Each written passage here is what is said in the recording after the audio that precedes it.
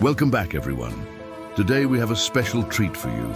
We've been hard at work creating a new type of video for you, something fresh and different. And this first effort is our most ambitious project yet. So please sit back and immerse yourself in a tale that has echoed through time. Our first legend of history, Saladin, the Lion of Islam. Now let the battle commence. Let the clash of steel resonate through time.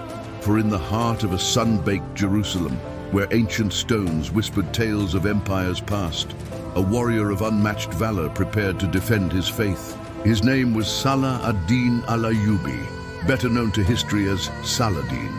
As the year 1187 dawned, Saladin stood on the precipice of greatness.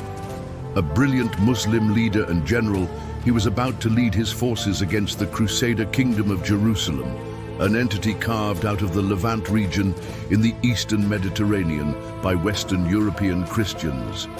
At that time, the world map was a patchwork quilt of civilizations. In the east, the rising Ayyubid dynasty under Saladin's banner stretched from Anatolia to Yemen. But between them and the riches of the east lay a band of Crusader states, fragile outposts of European Christianity. In the west, the Byzantine Empire clung to existence in Anatolia, while the Kingdom of France reached from the North Sea to the Mediterranean. And further south, the Spanish kingdoms were locked in a tug-of-war with the Moors. But it was the tiny Crusader Kingdom of Jerusalem that held the attention of all Muslims at the time. Established in 1099 after the First Crusade, this kingdom was a thorn in the side of every Muslim ruler. Yet for centuries, the Crusaders had seemed invincible, repelling wave after wave of Muslim attacks. However, Saladin saw an opportunity. He had spent years learning from his predecessors, studying their tactics and understanding their strengths and weaknesses. And when the chance came to lead the Muslim armies, he knew he could succeed where others had failed. His ascent to power had not been easy. Born around 1137 in what is now Kuwait, Saladin had traveled widely, serving under various lords and emirs before coming to the court of Nur al-Din, the Zengid ruler of Damascus. Under Nur al-Din's tutelage, Saladin learned the art of statecraft and military strategy, eventually becoming the vizier or prime minister of the Zengid state. When Nur al-Din died in 1174, Saladin's rivals proclaimed him the Sultan of Egypt and Syria. Though his road to the throne was paved with challenges, he navigated political intrigue and defeated his enemies, uniting the Muslim world under his banner. Now, with the Crusader Kingdom of Jerusalem weakened and ripe for the taking, Saladin set his sights on ending the Crusader presence in the Holy Land once and for all. But the Third Crusade would be no ordinary battle. It would be a clash of cultures, a test of wills, and a battle for the ages. As the summer heat shimmered over the Jerusalem countryside, Saladin's forces gathered in preparation for the final assault on the city. The army was a mix of seasoned veterans and eager newcomers, united by their faith and their desire for liberation. At the forefront, astride a magnificent steed, was Saladin himself. Clad in gleaming armor, his every movement exuded confidence and control. His face, half hidden behind a helmet, was a visage of determination and focus. His troops mirrored their leader's intensity, their eyes gleaming with fervor, their hands gripping weapons that had seen much combat. They were ready to give their all for the cause. The battle would be remembered for its ferocity and magnitude. And among the soldiers that day were men who would become legends, figures whose names would echo through history. One of them was the Kurdish general, Asad ad-Din Shirkuh, brother of Saladin and a renowned commander in his own right. At Shirkuh's side was the future Sultan, Al-Aziz Uthman, gaining valuable experience on the battlefield under his father's watchful eye. As they prepared for the fight, a hush fell over the ranks. This was more than just another battle. This was a moment that would define their legacies, a moment when courage and conviction would be put to the ultimate test. Their objective was clear: the capture of Jerusalem, a city that had been a sore point for Muslims since it had fallen into Crusader hands more than 7 decades ago. But defending the city were the Templars, a holy order of warrior monks who had been sent to the Holy Land to protect pilgrims on their way to Jerusalem. Renowned for their fanatical devotion and martial prowess, the Templars formed an elite vanguard of the Crusader army. Leading the Templars was Hugues de Payan, a veteran of many battles in the Holy Land. At his side was Gerard de Riedefort, a skilled tactician and a man who believed the Templars were destined to conquer. Their defense was aided by other European Christian military orders, including the equally fierce and fanatical Hospitallers. As the two armies faced off, the ground trembled with anticipation. The Muslims in green and the Crusaders in white and red locked eyes, each side knowing that victory would be a hard-won achievement. And then the trumpet sounded, signaling the start of the battle. The Muslim army surged forward, a wave of color and steel crashing into the Crusader lines.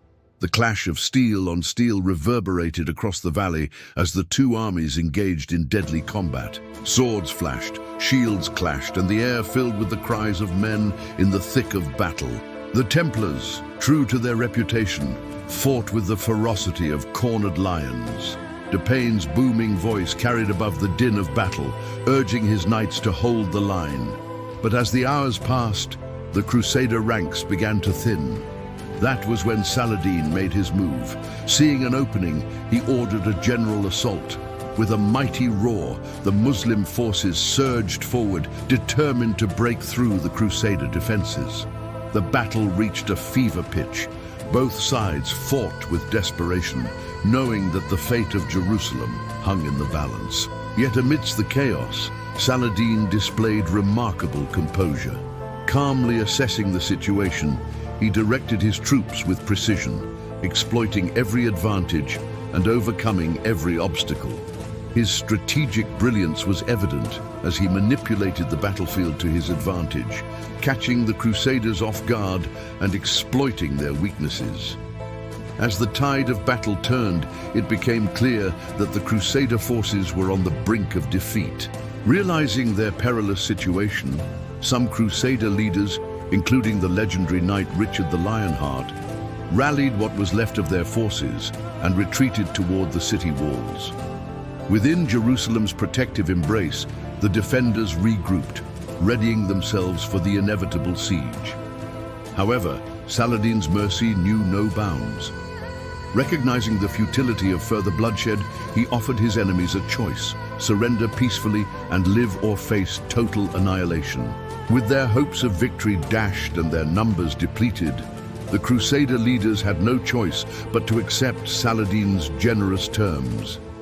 The city fell without further bloodshed, and Saladin's forces entered Jerusalem as victors. In the aftermath of the battle, Saladin's magnanimity towards his vanquished enemies earned him respect and admiration, even from his Christian opponents. His strategic brilliance and military prowess had secured a decisive victory for the Muslim forces, and his merciful nature had spared countless lives. The Battle of Hattin was a pivotal moment in history, marking a significant shift in the dynamics of the Crusades. It was a testament to Saladin's military genius and his ability to unite diverse forces under a common banner. It also showcased his respect for his enemies and his commitment to minimizing bloodshed. But the echoes of the Battle of Hattin resonated far beyond the sands of the Middle East. It caught the attention of European chroniclers who, despite their own religious biases, couldn't help but marvel at Saladin's military brilliance and his noble bearing. To them, Saladin became a legendary figure, an embodiment of chivalry and honor on the battlefield. News of Saladin's victory and his magnanimity towards his Christian prisoners spread across Europe, reaching the ears of kings and queens, nobles and knights. And so it began, the elevation of Saladin to the status of a European legend. While his deeds were often romanticized and embellished by European chroniclers, one thing remained constant: the deep respect and admiration they harbored for the great Muslim warrior. After the battle, Saladin went on to play a pivotal role in shaping the course of history. He expanded his empire, reformed his administration, and continued to be a champion of justice and equality for his people.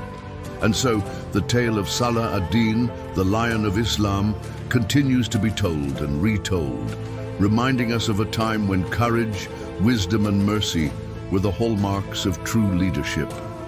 It was a tale that captured the imagination of bards and chroniclers alike, ensuring that the memory of the great Muslim leader and conqueror lived on through the ages. So remember the name Saladin, for he was not just a warrior, he was a visionary, a strategist, and a beacon of hope for his people.